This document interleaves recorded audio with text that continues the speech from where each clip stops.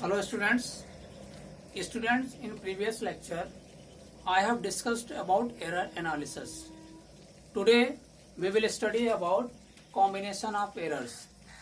Student, in a physical quantity, if we find out a combination of errors, maximum possible error, then we have to add all errors observed in all physical quantities. यानी अगर कोई physical quantities अन्य physical quantity पे depend करती है, जिन जिन पे depend करती है, उन सभी के मेजरमेंट में जो भी एरर आ रहा है उन सभी एरर को हम ऐड कर दें तो जो मेजर फिजिकल क्वांटिटी है जो अन्य पे डिपेंड कर रही है उसमें मैक्सिमम पॉसिबल एरर हम फाइंड आउट कर सकते हैं। तो उसके लिए हम कुछ पढ़ेंगे, क्या error in addition, error in multiplication, error in subtraction, ऐसे और भी आगे पढ़ेंगे। तो सबसे पहले हम कॉम्बिनेशन ऑफ एरर्स में पहला स्टार्ट करते हैं, error in addition. Okay student, error in addition first हम देखते हैं, error in addition. Error in addition की बात किया जाए, एरर इन एडिशन, इसमें देखिए सपोज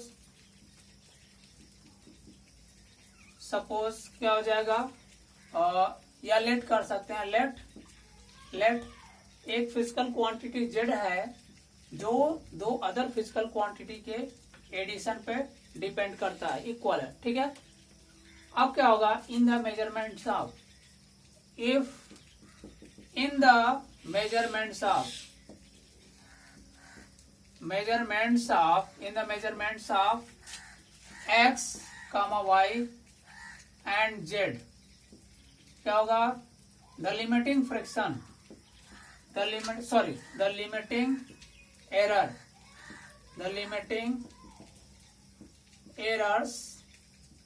limiting errors are क्या, delta x plus minus delta x plus minus delta y and plus minus delta Z.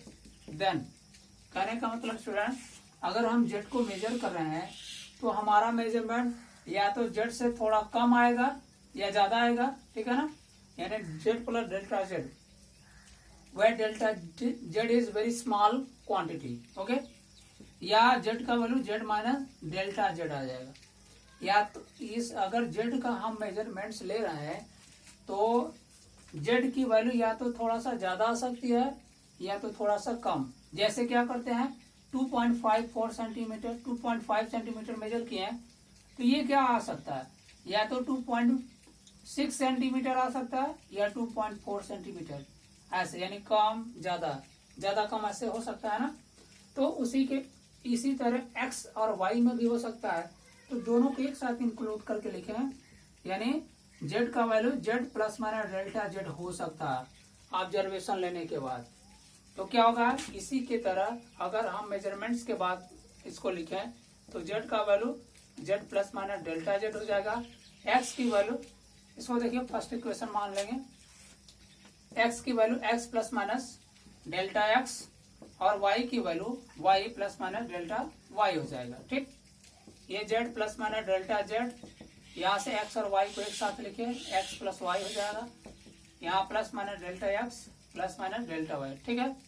इसको इक्वेशन सेकंड कंसीडर करिए, using equation 1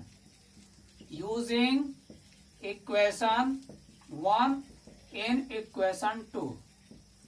equation 2 we get, देखिए X plus Y is equal to Z लिख सकते हैं, तो equation 2 में x plus Y जहाँ है वहां जेड पुट कर दीजिए, क्या होगा, Z plus minus delta Z is equal to Z plus minus delta x plus minus delta Y, Z से जेड कैंसिल, बच गया क्या, plus minus delta Z is equal to plus minus delta x plus minus delta Y, ठीक है। Therefore क्या होगा, maximum possible error in Z. तो जब मैक्सिमम पॉसिबल एरर की बात करते हैं तो जहां पर भी नेगेटिव साइन होता है वो सभी के सभी पॉजिटिव बना लेते हैं।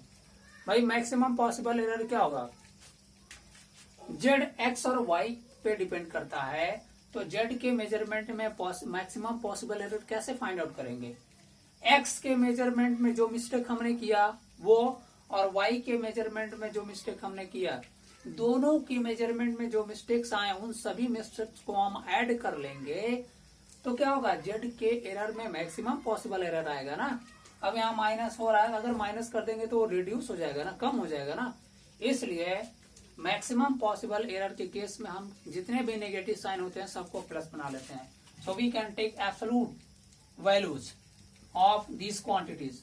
तो plus minus mod of plus minus delta Z is equal to mod of plus minus delta x plus mod of plus minus delta Y.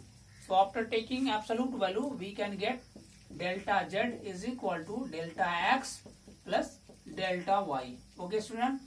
तो ये maximum possible error in z in addition के term में आ जाएगा। Okay अब अगर हम subtraction की बात करें, सब्ट्रैक्शन के केस में, तो सब्ट्रैक्शन के भी केस में सेम यही होगा, इतना ही वैल्यूज आएगा। यहाँ देख लीजिए, एरर इन सब्ट्रैक्शन या डिफरेंस बोल सकते हैं, सब्ट्रैक्शन, एरर इन सब्ट्रैक्शन। दूसरा वाला कॉन्सेप्ट देखिए, एरर इन सब्ट्रैक्शन। लेट क्या concept? z is equal to x minus y. z जो है x और y के डिफरेंस पर डिपेंड करता है, तो इसको इक्वेशन फर्स्ट। इफ क्या है? Plus minus delta x comma plus minus delta y and plus minus delta z are limiting errors, limiting errors in x, y and z, then क्या होगा स्टूडेंट? सिमिलरली इसको हमने ऐसे लिख दिया, क्या यह हो जाएगा? z plus minus delta z is equal to x plus minus delta x and y की जगह हम y plus minus delta y लिख देंगे, बाकी साइंस माइनस था माइनस लिखे। अब इसको z plus minus delta z x plus minus delta x और डिफरेंस निकालेंगे तो माइनस वाई, ये क्या होगा? माइनस प्लस डेल्टा वाई, ऐसे हो जाएगा। यहाँ लिख सकते हैं z plus minus delta z, x और y को एक साथ लेंगे तो x माइनस वाई यहाँ आ गया, plus minus delta x minus plus delta Y. ठीक है, दिस इज इक्वेशन सेकेंड। अब क्या होगा? Now using equation 1, using equation 1 in equation 2 we get, क्या मिल जाएगा आपको? z plus minus delta z, ये x माइनस वाई की जगह यहाँ से z रख सकते हैं, तो z plus minus delta x minus plus delta Y. ठीक है, z will be cancelled from both sides. Now we can write plus minus delta z is equal to plus minus delta x minus plus delta y, ये value आया। अब क्या करेंगे? Maximum possible error in z निकालेंगे।